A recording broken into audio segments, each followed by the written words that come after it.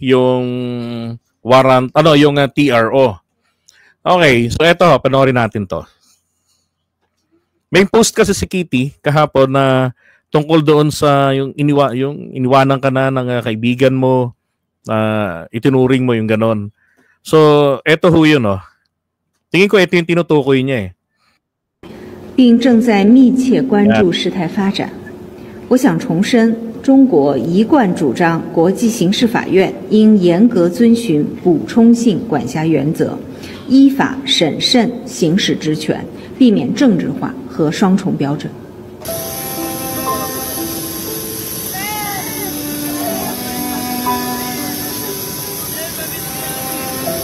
Bye-bye.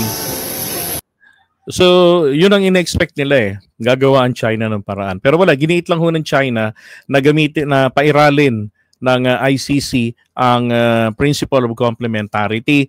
Ang ibig sabihin noon, kinikilala ng, nasa Rome Statute kasi yan, na kinikilala ng ICC ang supremacy ng local court. No, na litisin yung akusado sa mga kaso na kung saan meron ding jurisdiction ang ICC, which is crimes against humanity, yun ang kaso ni Duterte, genocide, at saka yung war crimes.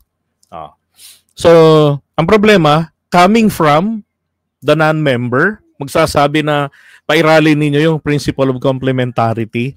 Sabi ko siguro yata ng ICC dito, who you? Pero wala akong ginawa na any further ang China dito kay Duterte. Kumbaga, yung we take notice of this, blah blah blah, Churvanes, na in-announce ni Mao Ning, ng apo ni Mao Zedong, ayan,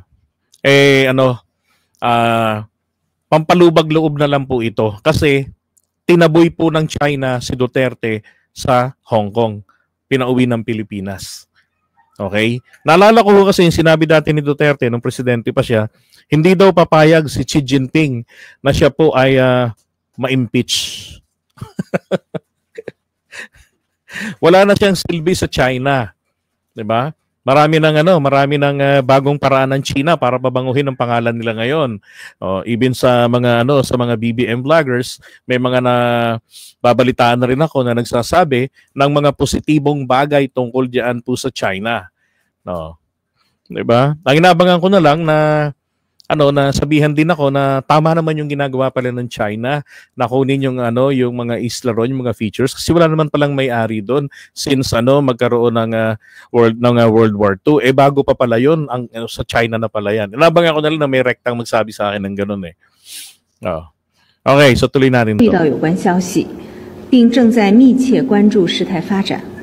我想重申，中国一贯主张国际刑事法院应严格遵循补充性管辖原则，依法审双重标准。Yan, almost 1 hour. Bye.